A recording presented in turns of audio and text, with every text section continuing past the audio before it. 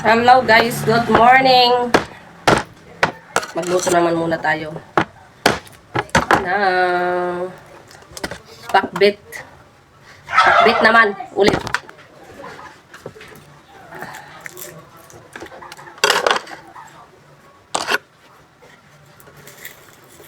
Asyalat amon yan at susurakay. Waray budget. Another. Kailangan nating magtipid. Magtipid ha, mag-budget kita. Kay makurit, inamasang lakit at ginasto-gasto. Sabi na may na-eskwela, kinahanglan gud magtipid. Wala man kita mga sponsor, charot. Sponsor talaga? Lang yan ahin. Pero kung may sponsor ka, that time. It's up to you. Siring panira.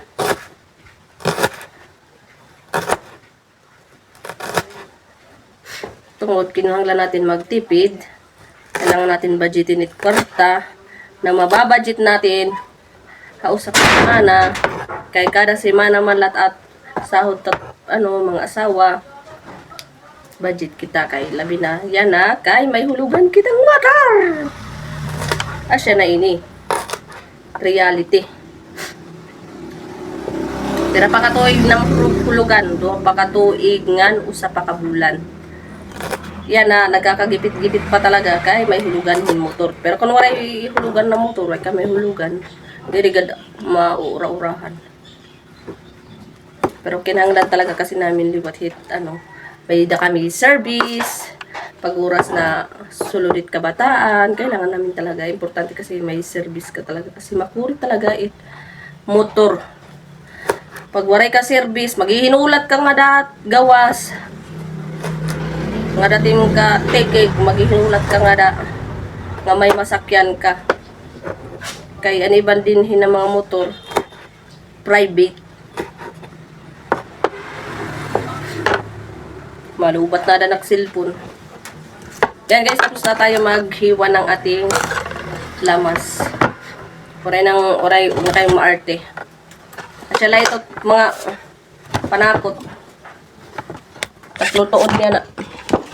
Muna tayo huhugas muna tayo ng ating paglulutuan.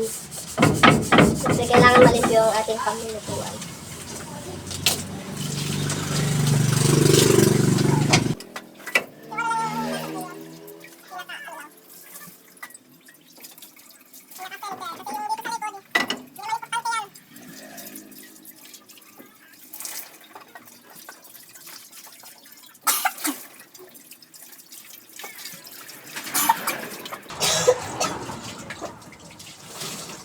Yan guys, tapos na tayo maghugas ng ating karaha.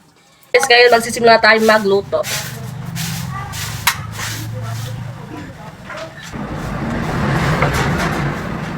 Yan guys, lalagay na natin yung ating mantika.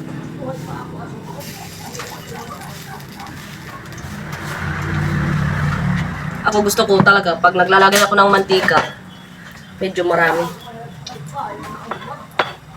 Tapos, isusunod na natin itong ating sibuyas. Kasi yung bawang natin madali masunog. Kaya, unahin muna natin yung ating sibuyas. Sunod agad natin ibutang ang ating lamas. Ang ating bawang. Yan guys. Tapos, ilagay natin ang ating pakbit.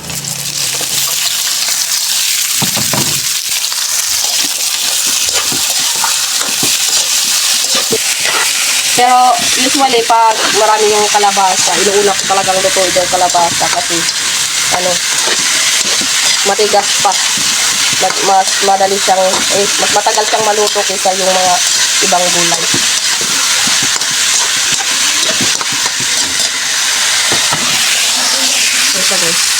Tapos tatakpan muna natin siya.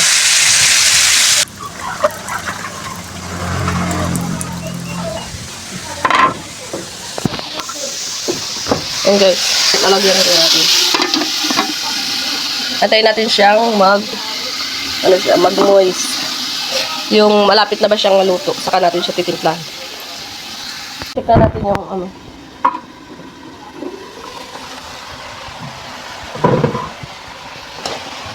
Tapos, saka natin siya titimplahan. Yes. Lagyan muna natin ito sa asin lang. Saka natin pampalasa.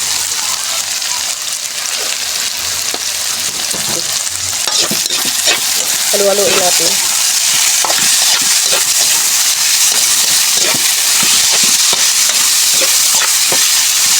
Saka natin ang agad. Tatakpan na naman. Natin ng konting tubig.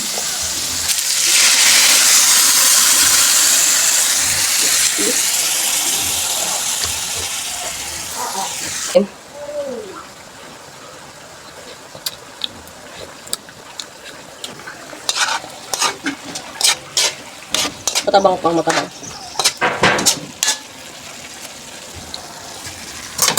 Dagdagan natin ng tuyo.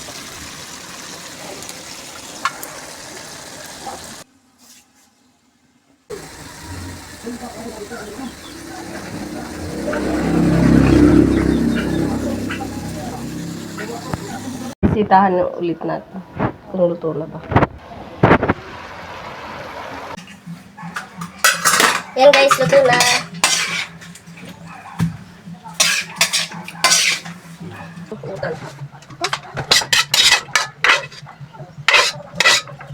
Yan.